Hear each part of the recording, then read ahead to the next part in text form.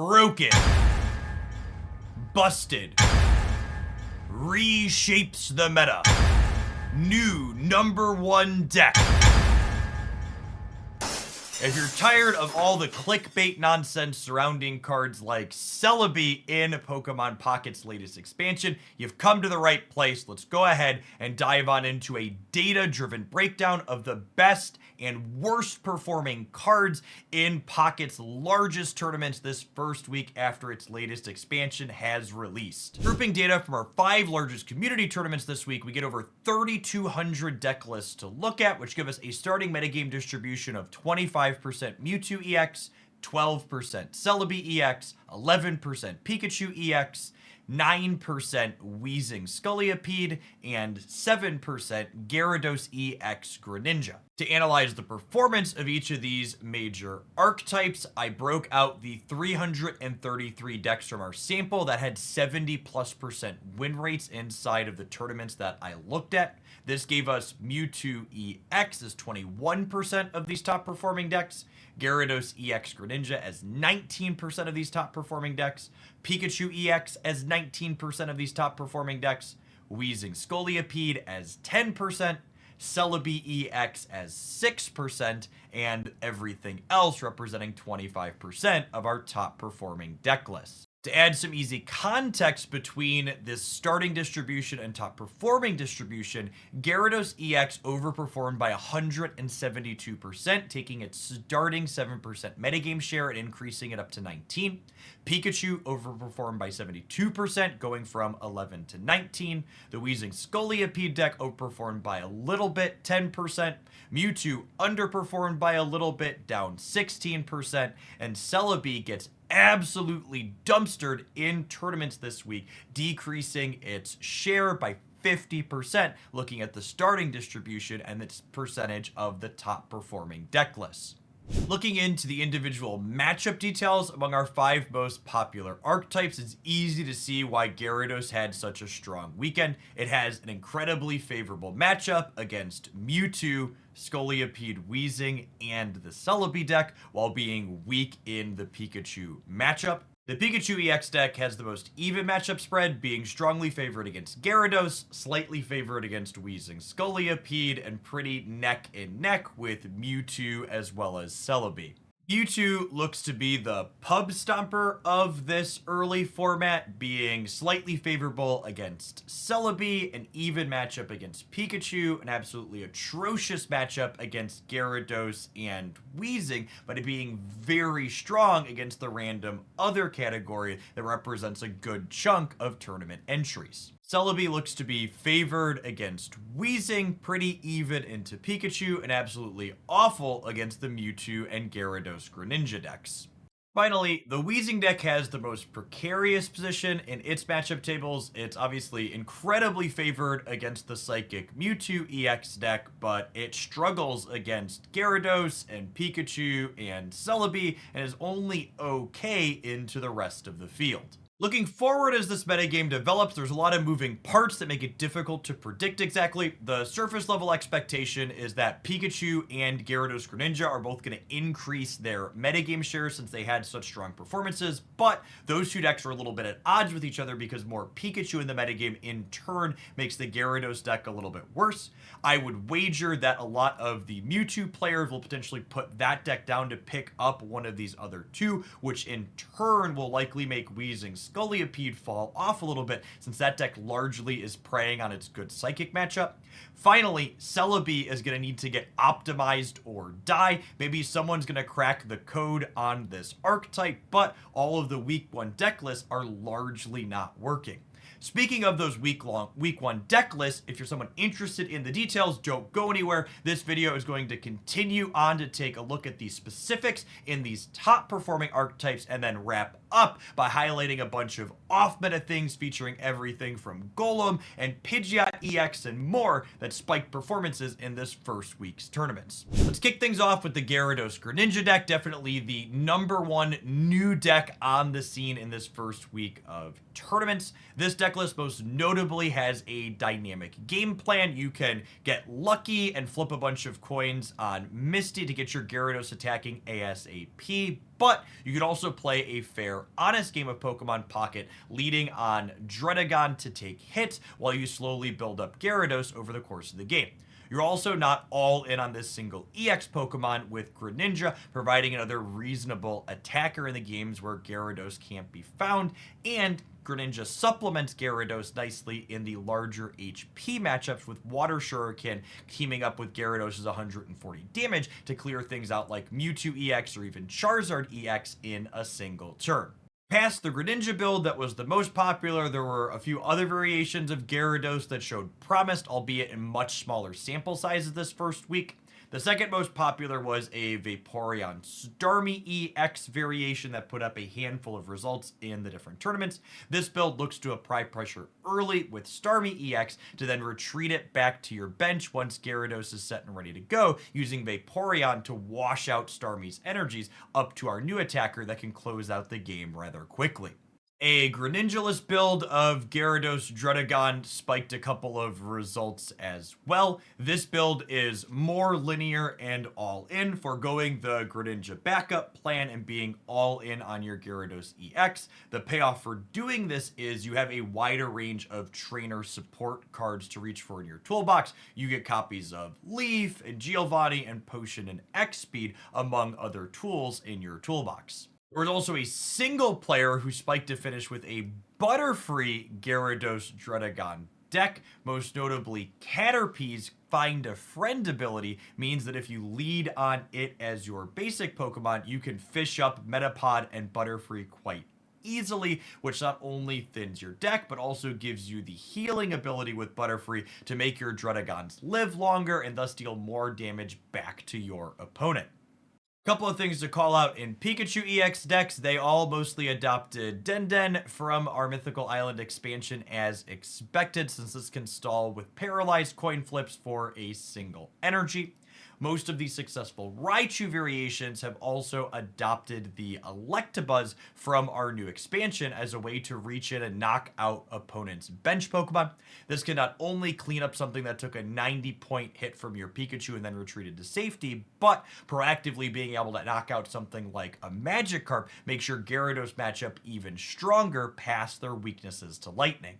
Various Pikachu deck lists were experimenting with a variety of trainers from this latest expansion, from Leaf as a third copy of X-Speed to Blue as a way to blunt the damage that your Pokemon are taking, but it wasn't clear to me from a data perspective which of these configurations of supporter cards was optimal. Mewtwo EX decks almost all universally adopted Mew EX as their ideal 5th and sometimes 6th basic, with a number of them playing 2 copies of this newest card. A majority of them are also leveraging 2 copies of Mythical Slab as a way to increase their consistency. Past this, though, the various supporter training cards they are playing vary a lot. Things like Leaf, Blue, and even Budding Expeditioner are cards they're reaching for in their toolbox.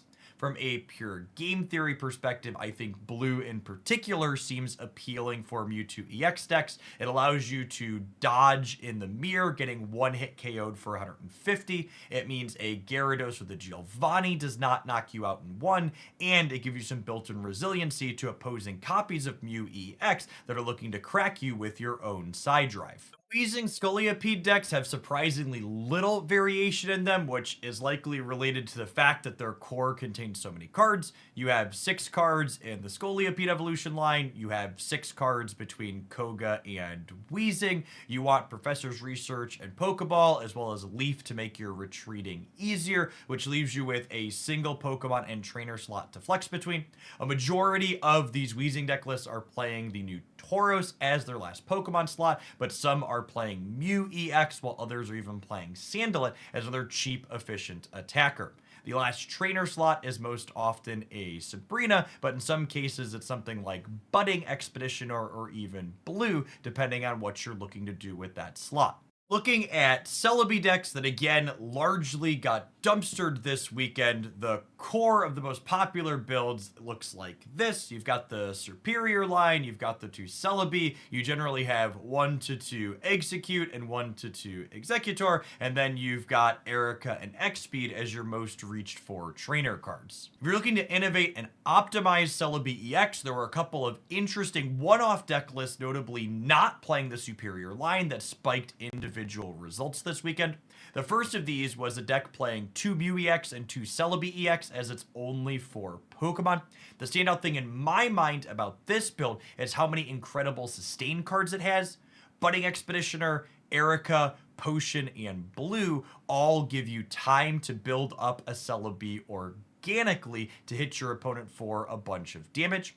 Mew EX also makes up for one of Celebi's issues, which is a generally weak Mewtwo matchup, since Mew can go ahead and side drive that Mewtwo right on back.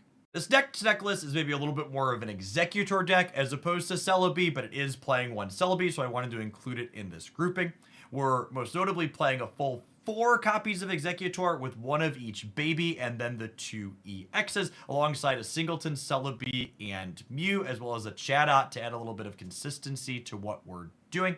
I really like the idea of just having a strong Executor to lead on while you organically build up another EX as a finisher in your backline like this deck is looking to do. Next up, we're going to take a look at deck lists that had individual strong results in tournaments this first week. While they might be the next breakout thing, there's also a chance that their performance was a fluke, but at any rate, they're all sweet, so let's go ahead and dive on into it. We kick off with a Pidgeot Weezing matchup featuring a flurry of 1 of Pokemon. One of the facets to be aware of in these tournaments is that they are open deck lists, so having a lot of singletons in a deck like this often leaves your opponents guessing as to what exactly your game plan is going to be.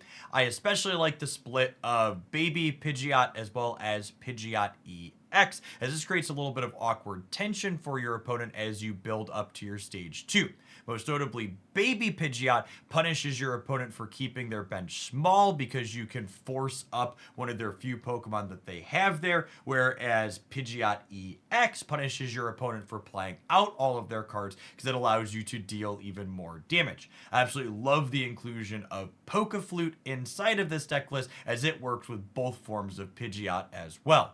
Our second Pidgeot variation features Fighting Energy as well as 2 copies of Marshadow. I like the inclusion of the Fighting axis in this archetype, as I would wager Pikachu is probably a troublesome matchup for our birds that are weak to lightning. Marshadow very cleanly one-hit KOs anything in the Pikachu deck other than Zapdos EX after they knock out one of your baby birds. If you're a Brock enjoyer, Golem got some really solid upgrades in the Mythical Island expansion, with this Dredagon list putting up a solid result this first week. You're playing only Fighting Energy here, with the Backlash Dragon being a lead to take some hits while you set up your stage 2. Graveler also gives you a really organic curve when going second, allowing you to go Geodude, crack for 1, Graveler, crack for 2 energy, and then Golem, crack for 4 when paired in tandem with a copy of Brock, giving you an extra energy. Leaf is also not to be scoffed at as a solid upgrade here, since previously, if you had to lead on Geodude, it was typically stuck in your active spot with a retreat cost of 2, but this is no longer the case with the support that Leaf brings. I also think it's especially noteworthy that Hitmonlee seems quite powerful into all of the Gyarados decks running around, since a single stretch kick can reach back and KO a Magikarp before it gets going. A second variation of Golem featuring Cubone, Marowak, and Onyx as a supporting cast put up a result as well. This build most notably is playing a split of Old Golem and New Golem at the top end of its curve. Old Golem cracking for 150 in one go seems especially appealing into the Mewtwo matchup, which was one of the most popular decks going into this tournament week. If you're an Aerodactyl EX enjoyer, that put up a result as well this week alongside Primeape and Mew EX. Promo Mankey into our original Primeape has some pretty interesting breakpoints in this format. If you attack for 30 and then 100, you knock out anything in the Celebi as well as Pikachu decks, and then the Scolipede Weezing deck, having lots of dark Pokemon, is weak to your fighting attacks as well.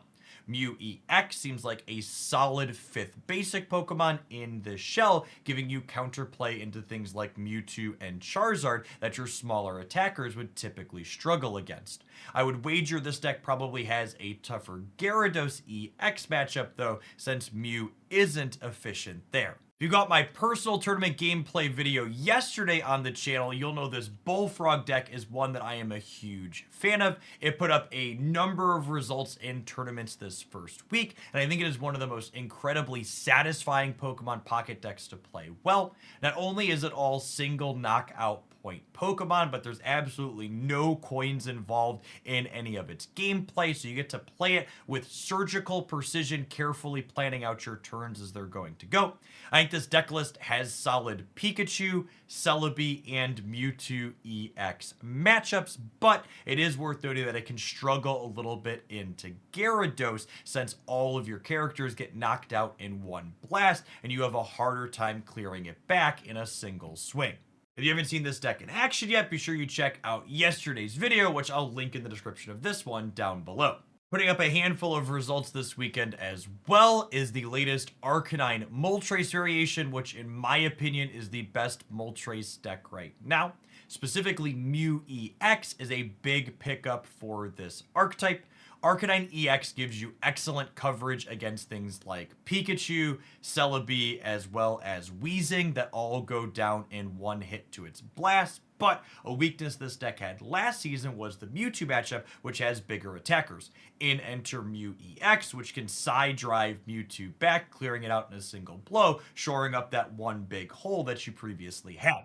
One of the big appealing things of playing this core is that your 3 Pokemon lines only take up 8 slots, which gives you a ton of room for utility cards like Giovanni's and Budding Explorers, Leaf, Potion, and more. Next up, we have an incredibly interesting Kabutops Executor deck that's built to stall. Most notably, the only basic Pokemon in this deck is a single Execute, while we have a whopping 4 copies of Executor, both the EX as well as the Executor from our new expansion that builds up into Psychic. This deck list is playing every piece of Sustain possible to Erica, to Potion, and 2 copies of Blue to make sure its giant plant tree can live long enough to go ahead and set Kabutops up in the back line, which heals itself with every attack as well. Next up, we have Lumion making its first appearance in this week's roundup video alongside Starmie EX, most notably dealing 50 damage for 2 energy to an opposing bench Pokemon seems absolutely stellar against all these various decks that are looking to hide behind a Durdagon Dragon while they get set up. Lumion also notably has a free retreat cost like Starmie, so you can bob and weave, sending these Pokemon in and out to best match whichever attacks are going to be most devastating to your opponents. I love that this deck list is playing 2 copies of Misty, even though it doesn't need to high roll with them, because her primary purpose here can be to give you more flexible attackers you're retreating to quickly, or more importantly, stealing that first energy by going first and then hitting with a Starmie or a Lumion on that second turn of the game before your opponent has a chance to evolve anything. Next up, we have the best performing Blaine deck with this first week of Mythical Islands release. I think notable inclusions are that the new Ponyta looks like a solid upgrade, but the original 1 energy attacking Rapidash is still being played here. This doesn't surprise me. Investing 2 fire energy into the newer Mythical Island Rapidash means you're going to be behind on getting your Ninetales set up, as well as the new promo Magmar that this deck is playing as well. While Magmar doesn't look like a ton on the surface, it's especially noteworthy that it's 80 damage plus 30 from Blaine and a weakness all combined to KO a Celebi in a single attack. Our final deck list to cover today is a Psychic-powered Greninja deck featuring 2 copies of Behem, an incredibly efficient 1 energy attacker that's regularly going to be hitting for 30 to 50 and occasionally high rolling for as much as 70 when your opponent goes ahead and fills up their entire bench. I also love the spread of Jinx, Tauros, as well as Mew EX as additional attackers that all hedge different matchups in various ways.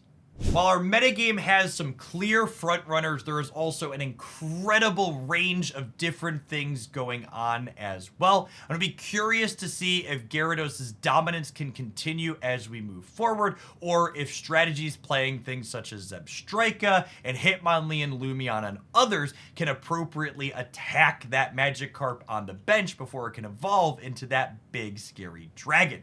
Thanks for making it all the way through to the end of this video. Make sure you smash that like button. You probably enjoyed at least some of what I had to say if you made it this far. Also, if you happen to be new here, consider subscribing to the channel and coming back again. If you're not familiar with me, my name is Jeff Hoagland. I have a graduate degree and undergraduate degree in mathematics. I spent time teaching at the high school and college level, as well as a stint doing data analytics for a Fortune 50 company before I ended up making content here on the internet full time. If you enjoy data-driven analysis, competitive off-meta decks, and more that's very analytically focused, this is one of the best channels for that in Pokemon Pocket on the internet. I appreciate you watching all the way through, and may your next pack be an excellent one.